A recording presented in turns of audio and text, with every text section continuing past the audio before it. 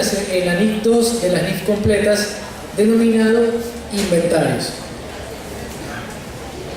Y para iniciar esta conferencia, me gustaría compartir una frase de Leonardo da Vinci que dice lo siguiente: quien se prende de la práctica sin teoría es cual piloto que se embarca sin timón ni brújula.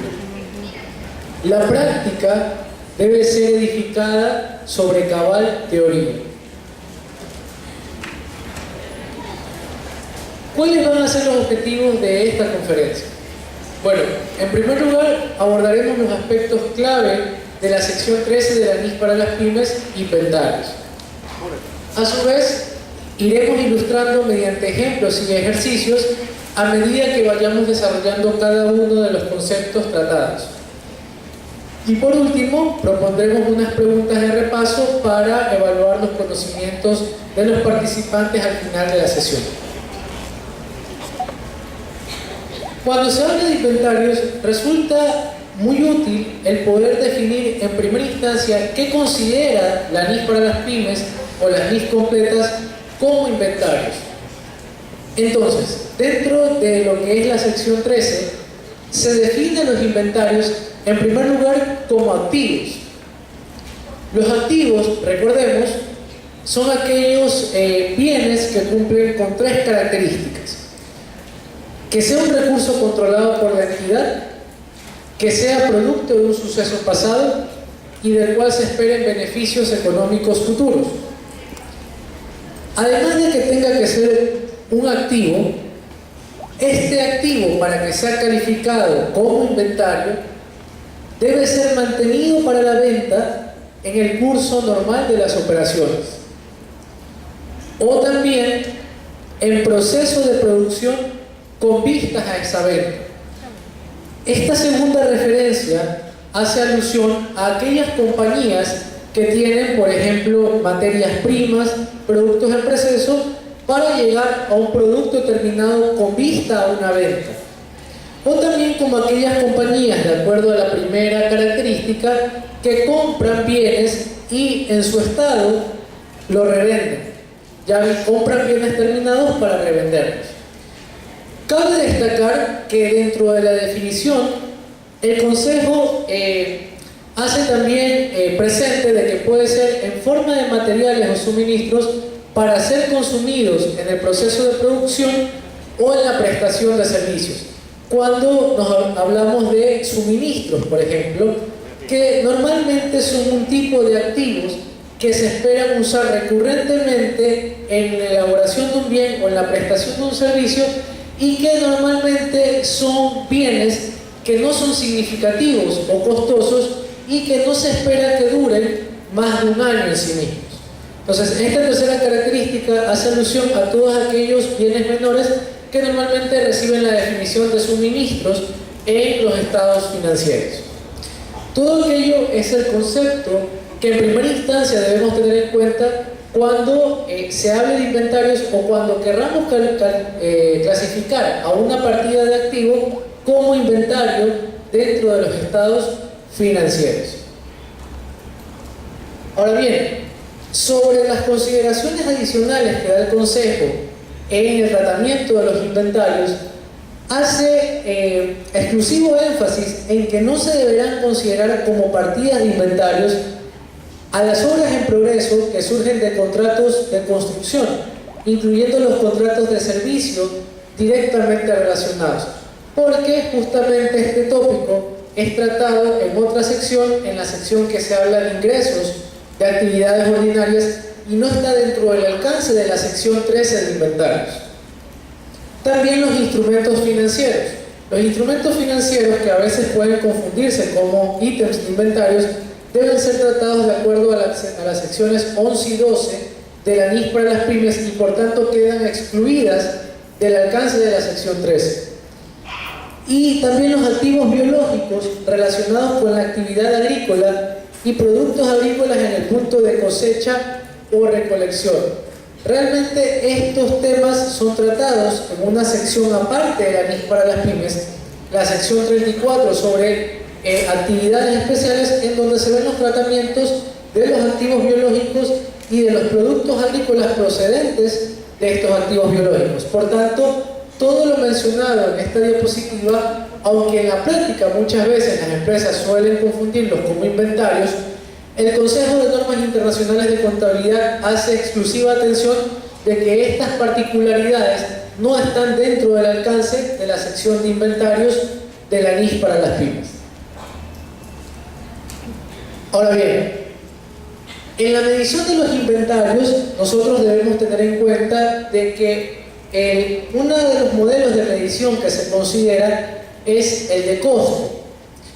Pero el término costo, desde el punto de vista de las NIF, es un término amplio, porque no solo que abarca el precio de adquisición de los inventarios en realidad, sino es que también habría que considerar si hay costos directamente atribuibles que son necesarios e incrementales para dar a ese inventario la condición y ubicaciones para su venta. Si aquellos costos, como por ejemplo podría ser el transportar el inventario desde las bodegas del proveedor hasta mi empresa para darle la ubicación y las condiciones para su venta, calificaría como un costo directamente atribuible y no es gasto, es más bien parte del costo de este activo, inventarios, al momento de su reconocimiento inicial. O por ejemplo, el hecho de que yo tenga que incurrir necesariamente en ciertos aranceles o seguros o algunos impuestos que no sean recuperables, no deben contabilizarse como gastos, sino que aquellos costos necesarios e incrementales, es decir, atribuibles, que van a dar al inventario la ubicación y las condiciones para su venta, debo yo hacerlo formar más parte del costo, es decir, capitalizarlo o activarlo al momento del reconocimiento de estos inventarios. Y además, si es que estamos hablando de una empresa que no solo compra bienes terminados para revenderlos, sino es que compra materias primas para someterlos a un proceso productivo y producto de ello obtener un producto terminado, también formarán parte del costo de los inventarios terminados todos aquellos costos de transformación.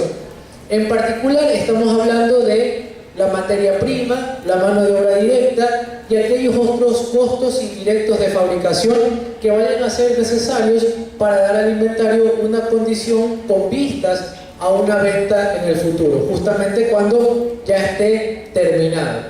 Entonces, desde el punto de vista de la norma internacional, no solamente va a ser el costo de adquisición o el precio de la factura lo que una empresa podría capitalizar o registrar como costo de un inventario en sus estados financieros. Hay que hacer hincapié en que no se deben incluir dentro del costo de adquisición, que era uno de los elementos del costo, aquellos descuentos, rebajas o impuestos que sean recuperables. Es decir, cuando me asignen algún tipo de descuento o rebaja, yo debo reconocerlo neteado del costo del inventario. Por ejemplo, si se adquiere un inventario por un valor de 100 y me dan un descuento del 10%, ese descuento no lo reconozco como un elemento aparte, sino es que reduce el precio de adquisición o el costo inicial de registro de los inventarios a 90 y ya no a 100 como originalmente podría habérseme determinado, sino es que considero, neteo directamente con el descuento o la rebaja que pueda haber.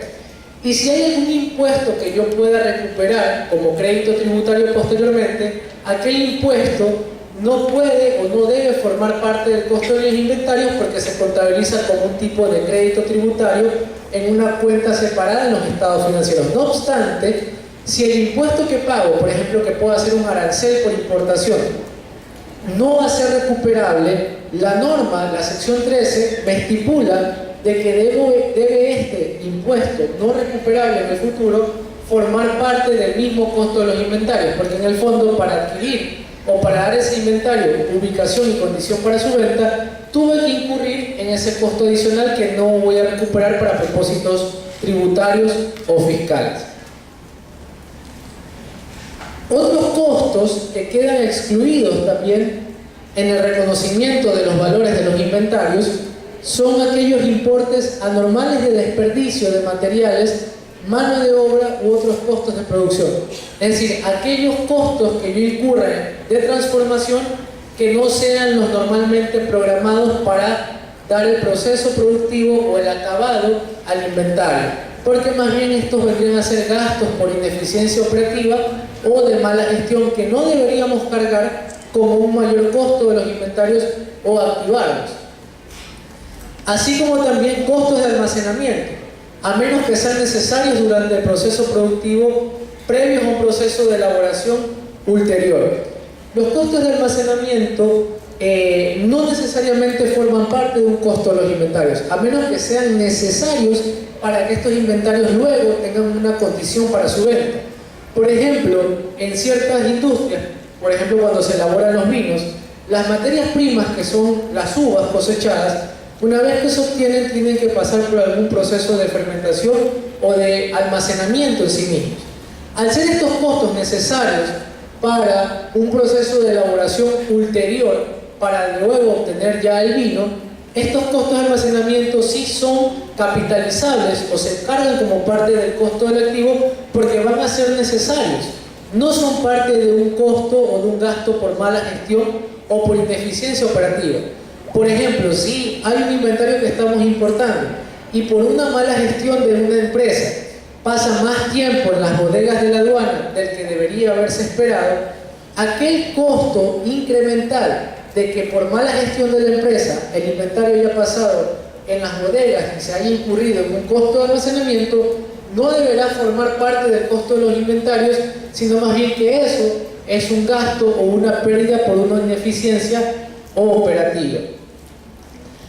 Así como también costos indirectos de administración que no contribuyan a dar a los inventarios su condición y ubicación actuales para su venta, ya aquellos costos que no están estrechamente vinculados con dar al inventario una condición para su venta son muy indirectos y por ende ellos se contabilizan como gastos o como pérdidas en los estados financieros, es decir, no se capitalizan o no forman parte del registro inicial.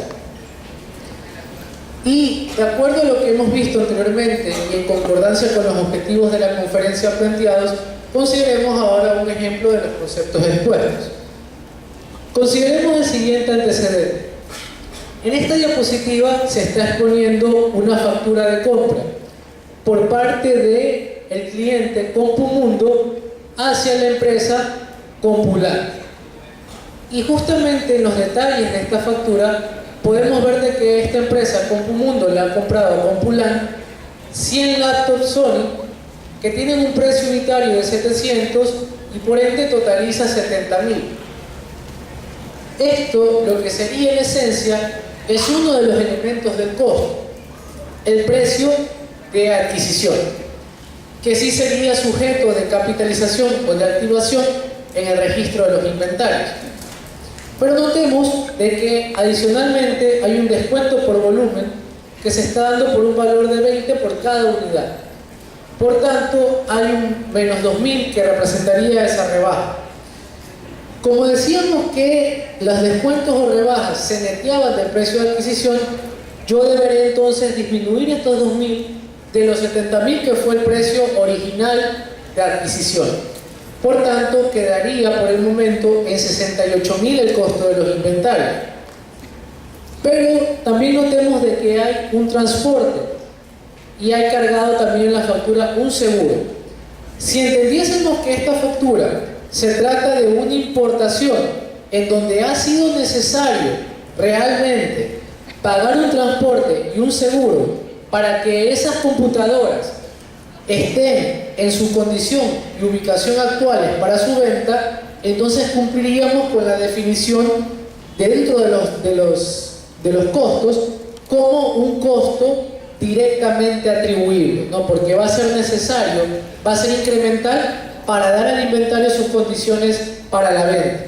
Entonces, si esa es la condición, sí califican como parte del costo de los inventarios. Y adicionalmente se estipula un descuento por pronto pago de 3.000. Esto solo va a darse en aquellas situaciones cuando se negocia con un proveedor de que si le pago en cierta cantidad de días, él me asigna un descuento por pagar en ese periodo que me da. En este caso, al parecer, la empresa del antecedente del ejercicio sí aprovechó el descuento por pronto pago, cancelando rápidamente en efectivo, y por ende, esto en general tiene un valor de 67.500. Como hemos visto, prácticamente todas las consideraciones de la factura sí calificarían en la consideración del registro inicial del inventario. Por tanto, nótese de que el inventario entraría por un valor de 67.500 y la contrapartida sería justamente el pago por dicho valor. 67.500 que no necesariamente ha sido igual a los 70.000 que fue el precio original del inventario, y que generalmente bajo normas ecuatorianas de contabilidad era lo que siempre se pretendía cruzar. El precio de adquisición, que en este caso hubiese sido 70.000, y eso era lo que se registraba como valor de inventario. Pero en la sección 13 de la NIF para las pymes nos invita a ir un poco más allá y considerar de pronto si no hay descuentos, rebajas, o quizás si no hay costos directamente atribuibles que sean sujetos de activación o de capitalización en el reconocimiento del costo de los inventarios. Entonces, se registraría este valor de acuerdo con la NIF para las pymes. Ahora bien, una vez que hemos hablado de uno de los elementos de los modelos de medición de inventarios, que es el costo, es necesario acotar que la norma establece de que un inventario se registra en los estados financieros siempre considerando el menor entre dos valores. Uno es el costo, que ya lo hemos abordado, y el otro elemento que resulta diferente con respecto a lo que se venía tratando en normas ecuatorianas de contabilidad antes, es lo que se denomina normalmente valor neto realizable. ¿Y qué comprende este valor neto realizable? Bueno, este concepto nos despliega tres elementos. El primero es que cuando una entidad va a evaluar el valor neto realizable, tiene que considerar cuál es el precio estimado de venta. Es decir, cuál es el precio al que esperaría vender o rematar ese inventario. A veces ese precio puede coincidir con el precio de venta al público o el precio de lista del inventario, pero no siempre puede ser así. Además de ese precio de venta estimado, deberemos restarle los costos de terminación. Estos costos de terminación van a ser aquellos costos necesarios, incrementales, para que el inventario pueda ser vendido en las condiciones que el cliente o el potencial cliente esperaría recibirlos. Y aparte de restarle los costos de terminación, también tenemos que restarle al precio de venta estimado aquellos costos de venta, que se entiende que son necesarios y que van a ser incrementales si es que se realizara la disposición de esos bienes, de esos inventarios, y que va a corresponder al hecho de que si yo tengo que incurrir en alguna comisión o algún honorario especial a algún vendedor para vender justamente ese inventario. Cabe indicar de que esta prueba, el hecho de estar evaluando en cada cierre del ejercicio si en realidad está registrado en los estados financieros el menor de ambos, va a darse este análisis normalmente cuando el inventario en cuestión presenta algún tipo de indicio de deterioro en su valor. Los indicios de deterioro del valor son causas o son hechos que hacen desvalorizar el precio del inventario. Por ejemplo, causas de indicio de deterioro podrían ser la obsolescencia de estos bienes, producto de que están saliendo nuevas versiones que incluso pueden ser hasta más baratas que las anteriores. Esto normalmente lo vemos en empresas de tecnología. O incluso puede ser por el hecho de que cambien con el tiempo los gustos y preferencias de los consumidores y por ende el inventario se vuelva más atractivo y para venderlo tenga que rebajar su precio del que normalmente esperaba venderlos. Y también puede darse por factores internos en la empresa, como que yo haya tenido una mala gestión o un mal cuidado de los inventarios y se hayan deteriorado físicamente, lo que va a producir que los venda por un valor que probablemente no va a ser el mismo que esperaba venderlos originalmente. Entonces, cuando un inventario comienza a presentar algún indicio de deterioro, los indicios de deterioro son aplicando el juicio profesional y la mejor información disponible de acuerdo a cada tipo de empresa. Cuando eso se presenta o se suscita, entonces la empresa tiene el deber de evaluar si realmente está registrado en los libros el menor entre el costo o el valor neto de realización. Por ejemplo, si un inventario no presentase indicios de deterioro, quizás a mí importarlo, comprarlo o producirlo me ha costado, supongamos, un valor de 100 por unidad. Si es que no presentase indicios de deterioro, quiere decir que tiene una buena apreciación en el mercado. Y por ende, es muy probable que yo espera venderlo, y tendría que ser así, por un valor encima del costo que me representó a mí importarlo o producirlo o comprarlo. Entonces, supongamos que el precio de venta estimado, que es la forma en cómo se evalúa el valor neto realizable, es de 150.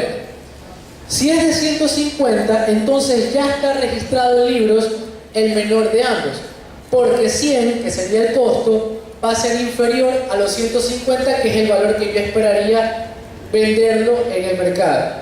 Pero, ¿qué sucede si el inventario realmente está presentando indicios de deterioro, cualquiera que este sea? Quizás ya el inventario en sí mismo no va a ser capaz de ni recuperar su propio costo. Por ejemplo, hay empresas de celulares que en un año pueden vender, por ejemplo, un celular, si les costó 100 en 150, pero a medida que pasa el tiempo, la tecnología de ese momento se va volviendo obsoleta. Entonces puede ser que estos inventarios ya no se vendan en 150, sino posteriormente en 120, 100, o incluso después la empresa, para no perder en su totalidad, los venda por debajo del costo. Por ejemplo, si les costó 100, lo venda por 80. Cuando se presenta esa situación, la norma obliga a rebajar el valor del inventario a lo que es su valor neto realizable. Porque si, por ejemplo, un inventario está registrado en libros a 100, pero porque presenta indicios de deterioro, yo sé que no lo voy a poder vender a más de 80, si es que no hago el ajuste, quiere decir que yo en mis estados financieros estoy sobrevalorando el verdadero potencial de generar beneficios económicos futuros que tiene este activo, y no estaría cumpliendo con las definiciones del marco conceptual. Por eso es que la norma me obliga a reconocer en ese momento una reducción del valor del inventario de 100 a 80, y esos 20 que implican la diferencia deberá reconocerse como una pérdida por deterioro del valor. En el momento en que ya como empresa me doy cuenta de que eso se está generando o está sucediendo, indiferentemente de si lo voy a vender rápidamente o no. Para las NIF, en ese sentido, cuando ya son pérdidas reconocidas o identificadas, deben registrarse también a nivel contable, porque eso va de la mano con el principio de deber. Entonces, según lo expuesto anteriormente, consideremos el siguiente ejercicio de aplicación. Basado en el costo, el valor en libros de un inventario es de 360.000. A la fecha de reporte, 31 de diciembre del 2012, resulta que el valor del inventario se ha visto afectado con un deterioro. ¿Y por qué motivo? ¿Cuál es el indicio? Debido a una reducción de la demanda del producto. Ese es un indicador de deterioro que cada entidad deberá desarrollar de acuerdo a cada una de sus naturalezas. Después de una investigación exhaustiva, se estimó que el precio de venta sería establecido en aproximadamente 350.000 y que habría un gasto de venta estimado de 5.000. Y el ejercicio requiere determinar el valor de libros del inventario a esa fecha de reporte, al 31 de diciembre del 2012. Entonces, reordenando la información, sabemos que, de acuerdo a los antecedentes, este inventario tiene un valor en libros de 360.000 y que está presentando indicios de deterioro, porque había una reducción significativa en su demanda. Por ende, tenemos que aplicar el contraste en que si lo que está registrado actualmente en la contabilidad realmente es el menor valor entre el costo o el valor neto realizable, el BNR. ¿Y cómo estimábamos el BNR o el valor neto realizable? Recordemos, era el precio de venta estimado menos los costos de terminación menos los costos de venta. El precio de venta estimado es de 350.000. Esta estimación, cabe destacar, tiene que ser utilizando la mejor información disponible dentro de la empresa y el juicio profesional. Para llevar a cabo aquello, esto no puede ser necesariamente solo el trabajo del contador o de las personas encargadas de la preparación de estados financieros. Esto tiene que hacerse en consenso o en reuniones que resultan más apropiados con las personas del área financiera o el área de marketing y ventas, que me permitan obtener una estimación confiable de a qué valor podría rematarse o venderse ese inventario que presenta indicios de deterioro en el mercado actualmente. Entonces, esto va a obedecer al juicio profesional y ese precio de venta estimado, ojo, no es el precio de venta al público, porque el precio de venta al público generalmente va a ser algo superior a lo que me costó a mí como empresa ese inventario, sino más bien va a ser una estimación específica de las circunstancias particulares de la empresa, que en este caso, tras una investigación exhaustiva, la empresa ha estimado de que lo podría vender o resultaría atractivo para los clientes en 350.000. La fórmula nos decía de que era el precio de venta estimado menos los costos de terminación. Como el ejercicio no está presentando antecedentes de que hay un costo de terminación estimado, entonces se asume de que estos son cero. O sea, el inventario tal cual está listo para poderse negociar o vender. No es necesario darle algún proceso adicional, como por ejemplo ponerlo en cajas o limpiarlo o hacerle un embalaje. No es necesario de acuerdo a los antecedentes de este edificio, de este ejercicio, y por eso no lo estamos restando. Y menos, recordemos, los costos de venta. Entonces, los costos de venta aproximados han sido de 5.000. Este va a ser un gasto específico, incremental, si es que se dispusiera o vendiese este inventario que presenta indicios de deterioro en su valor. Por ende, el BNR o este valor neto realizable es de $345.000. Esa es la verdadera capacidad de generar beneficios que tiene actualmente estos bienes, y no de 360.000, que es su costo actualmente en libros. Por ende, en ese momento está sobrevalorado el inventario. Lo que me exige la norma es rebaje el valor de dicho inventario, reconociendo en este caso una pérdida por la diferencia. Es decir, una pérdida por deterioro de inventarios de 15.000. Y la contracuenta o la contrapartida tendría que rebajar el valor en libros del inventario.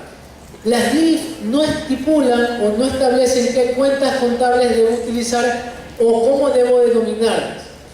En la práctica se sugiere de que una empresa no ajuste contra el costo histórico de los inventarios directamente, sino es que use una cuenta correctora, es decir, aquellas cuentas negativas que aparecen en las cuentas de activo, para indirectamente reducir el costo histórico y llegar al valor de 345.000.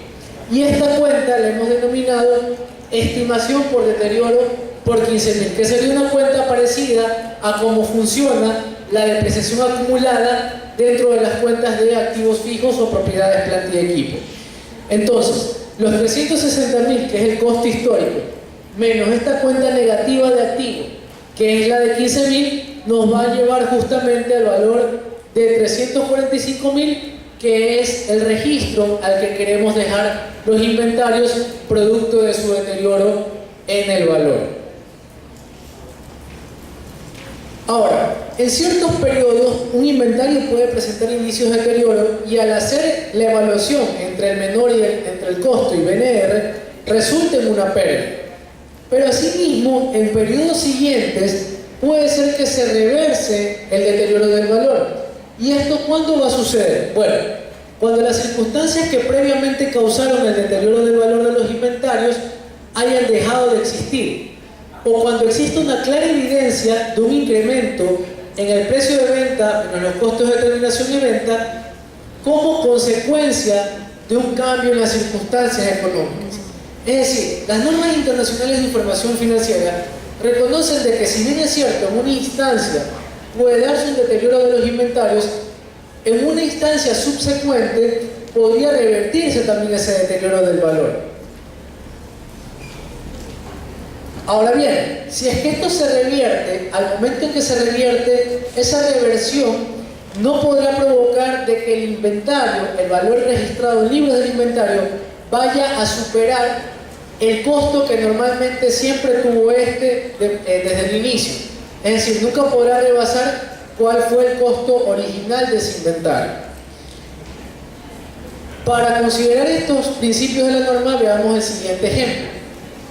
En relación al ejercicio anterior, en donde el inventario se deterioró a un valor de 345.000, costo original de 360.000, menos la pérdida por deterioro por 15.000, recordemos, considerar que para el cierre del siguiente ejercicio, al 31 de diciembre del 2013, es decir, un año después, las condiciones del mercado se han vuelto favorables y ahora dicho inventario tiene un valor de mercado de 370.000.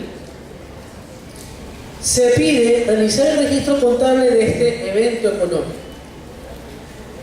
Si recordamos el ejercicio anterior, nosotros teníamos una cuenta de inventarios justamente el 31 de diciembre del 2012 que la ajustamos de 360.000 a 345.000, reconociendo una estimación por deterioro que era la cuenta correctora de activos, la cuenta negativa, que hacía que el costo original se reduzca por el valor, ¿no? Ahora, si posteriormente cambian las circunstancias y este inventario se revaloriza, por así decirlo, yo tendría que reversar esos deterioros reconocidos previamente. Pero, aunque valga 370.000, la reversión de los deterioros no podrá hacer que el inventario supere su costo original como si nunca hubiese tenido un deterioro. Por lo tanto, de los 345.000, no es que me lo puedo llevar a 370, que es su valor de mercado actualmente. Me lo podré reversar hasta un máximo de 360, que fue su costo original como si nunca se hubiese deteriorado previamente. Pero bueno, la realidad es que lo pudiese vender en 370.000, sí, pero esa ganancia de 10.000 se reconocerá en los estados financieros cuando efectivamente realice la venta, a través de la baja del inventario, el costo de venta, y a través del ingreso que por ventas que se registrará por 370.000.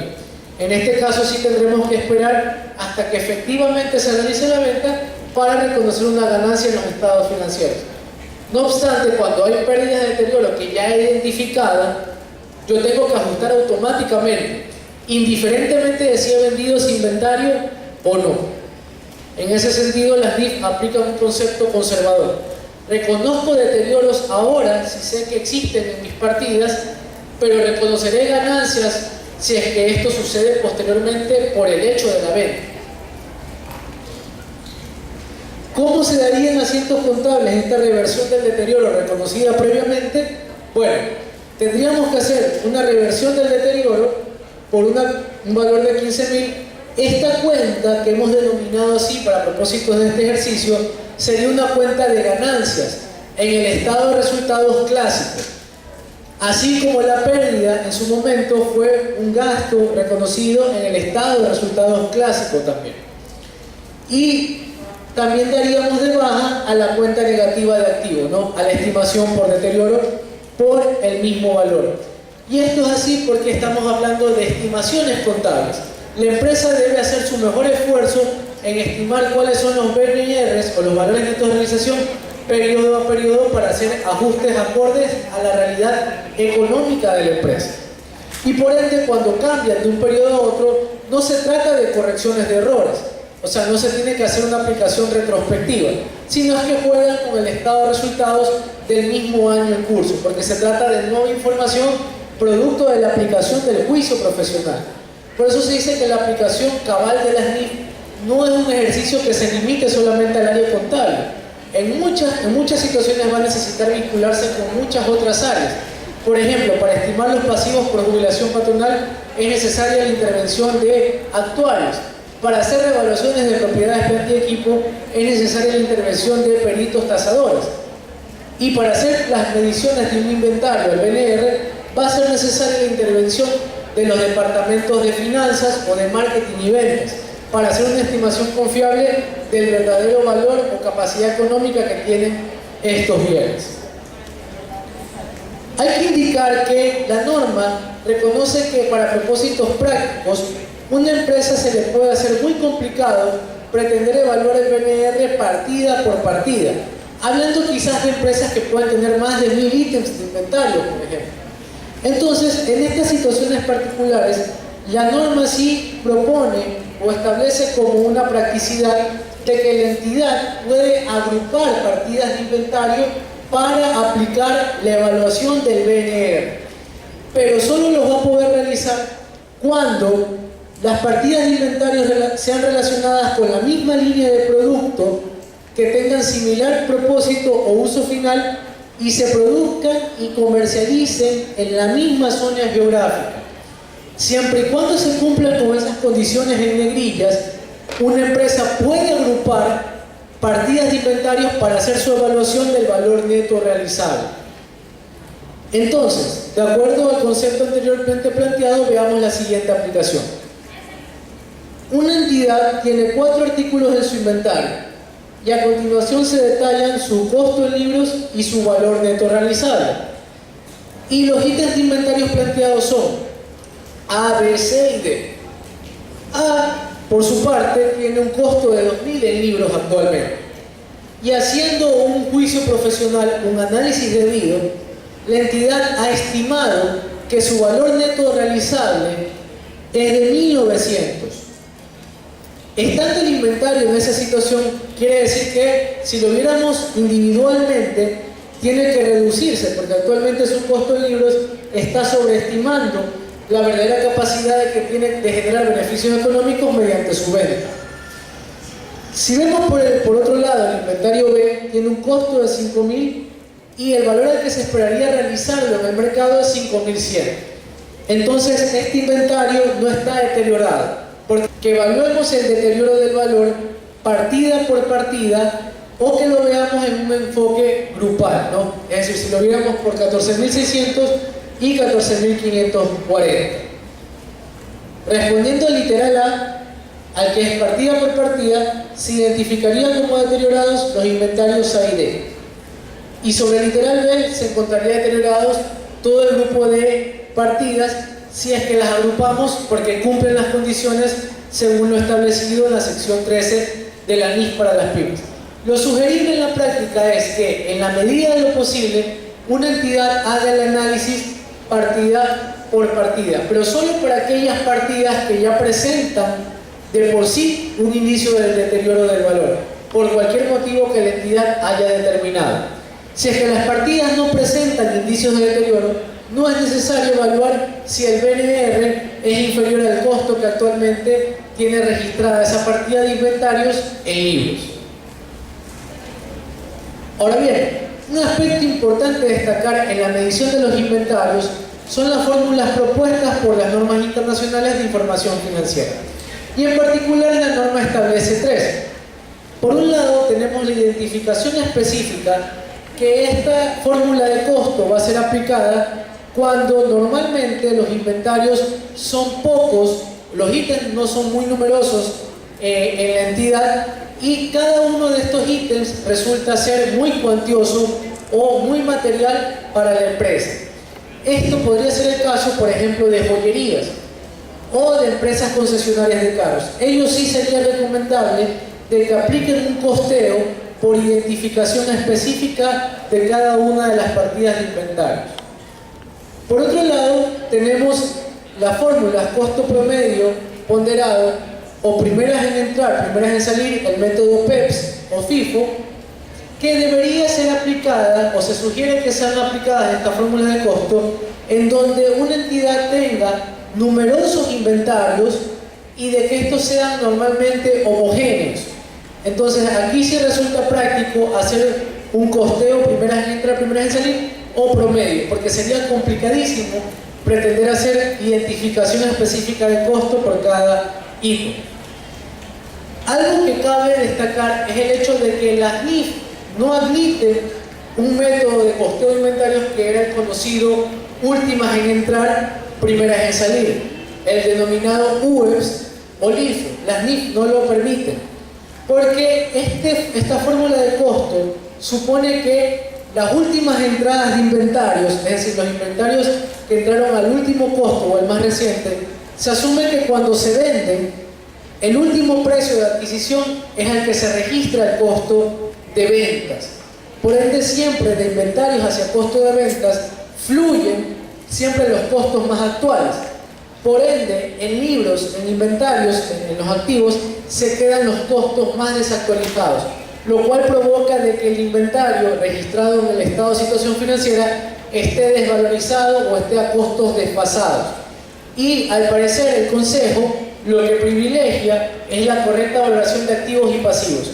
Todo lo que en consecuencia se registra en el PIG o en el estado de resultados resulta adecuado si es que los activos y pasivos están bien medidos.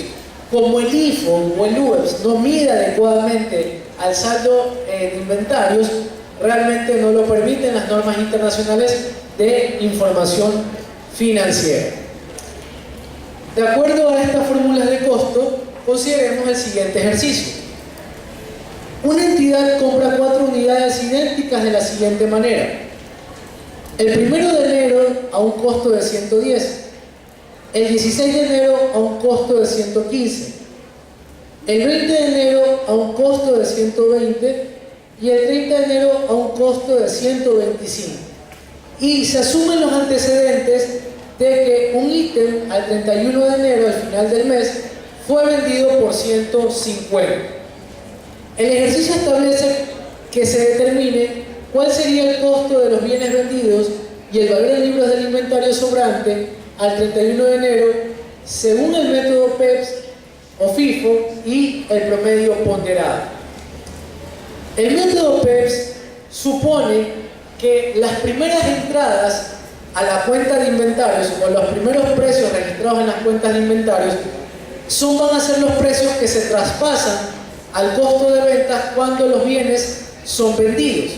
Por ende, en estos flujos de precios, nosotros vemos de que hay 4 tipos de precios durante las compras de este mismo tipo de bienes. Por ende, este costo de 110 va a ser el que se traspase al costo de ventas una vez que se venda uno de estos ítems. Y el valor que quedaría en libros por los 3 inventarios restantes sería la suma de 115, 120 y 125. Por otra parte, el método promedio lo que asume es que se totaliza el valor de los precios de cada uno de los inventarios adquiridos y se divide para el número de unidades. A ese valor saldrá el ítem que fue vendido y el resto de los inventarios restantes sería el precio promedio por 3, porque quedan 3 ítems aún en el stock. Entonces, viendo la diapositiva de solución, justamente lo que decíamos, en el método FIFO, el costo de ventas es de 110 y el valor en libros de los inventarios restantes, el saldo de activo, queda en 360, que sería la suma de los 3 bienes. Por otra parte, mediante el método promedio, lo que hacemos es, totalizamos todos los costos de adquisición, los dividimos por A4 y ese es el precio promedio. Como se vendió un inventario, sería el precio promedio por 1, o sea, este mismo valor. Y como en libros quedan 3 ítems remanentes, sería entonces los 117, que es el precio promedio, por los 3 unidades restantes. Es decir, el saldo que quedaría es de 352,50. Ahora bien, una lista también importante en la sección de inventarios es un concepto que resulta nuevo en relación con la aplicación de normas ecuatorianas de contabilidad, y es el concepto relacionado con la capacidad normal. La capacidad normal se define como la producción que se espera conseguir en circunstancias normales, considerando el promedio de varios periodos o temporadas y teniendo en cuenta la pérdida de capacidad que resulta de las operaciones previstas de mantenimiento. Es decir, es lo que normalmente se esperaría producir con las capacidades instaladas en inventarios. Entonces, Hay que notar de que la norma, la sección 3 establece de que cuando se opera bajo capacidad normal, está bien que se asignen los costos fijos y variables tal cual han sido estimados. Pero cuando se opera por debajo de la capacidad normal, los costos fijos no pueden ser cargados a los inventarios de igual manera, porque esos costos fijos están pensados en función de que una empresa ha operado sobre su capacidad normal. Si subopera sobre la capacidad normal, los costos fijos no estarían correctamente adecuados y por ende deberían ser reajustados de tal manera de que sean asignados correctamente a la capacidad de producción que se ha dado. El importe de costo fijo distribuido a cada unidad de producción no se incrementará como consecuencia de un nivel bajo de producción, ni por la existencia de capacidad ociosa. Entonces, de acuerdo a este concepto, veamos el siguiente ejercicio aplicativo. En septiembre del 2012, cierta fábrica utilizó el 70% de su capacidad productiva que normalmente emplea. Es decir, nótese que no operó en la capacidad normal, sino está operando un 70% de la capacidad normal o la producción esperada. Y se detalla que tiene los siguientes costos reconocidos: materias primas por 48.000, materiales directos variables por 2.000, materiales indirectos variables por 4.000 y mano de obra costo fijo por 20.000. Eso se ha establecido provisionalmente como costos fijos y variables, pero se brinda también información adicional al respecto. Se dice que el gasto por depreciación de las propiedades, planta y equipo se estima a través de las unidades producidas, que asciende a 2.000. Cuando hablamos de métodos de unidades producidas, en el fondo vendría a ser un costo variable, porque esta depreciación se va a calcular en función de lo que produzco o no. El gasto por depreciación de aquellos bienes se calcula bajo el método de línea recta por 6.000. O sea, hay otra depreciación por un valor total de $6.000. Los otros costos de producción se subdividen en fijos y variables, los cuales suman 3.400 y 2.600 respectivamente.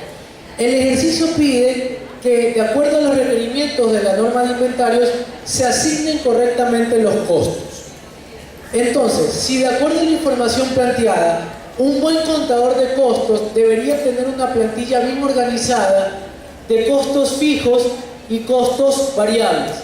Como hemos visto, de acuerdo a la información que suministra el ejercicio, se ha reordenado y se ha clasificado la información, de tal manera que los costos variables reconocidos en este segmento totalizan 58.600 y los costos fijos que se reconocen en este segmento totalizan 29.400. Los costos totales están entonces por 88.000. Recordemos que la norma dice que los costos fijos no se cargarán por un bajo nivel de producción. Los costos fijos que están aquí están pensados cuando la entidad opera en un 100% de su capacidad normal, pero recordemos que operó sobre un 70%. Por tanto, lo que deberemos cargarle al costo de los inventarios solo será un 70% de esos 29.400. El resto, es decir, el 30%, deberá ser cargado como un gasto por ineficiencia operativa. En otras palabras, el 70% de 29.400, 20.580 sí forma parte del costo de los inventarios. El remanente, los 8.820, más bien son gastos por ineficiencia operativa. Y eso permite una correcta valoración de los inventarios y llama la atención a los tomadores de decisiones para saber y tomar acciones correctivas porque se está operando debajo de la capacidad normal. En otras palabras, prácticamente los costos fijos también se están volviendo en cierta manera costos variables, porque los estamos recalculando en base al nivel de producción.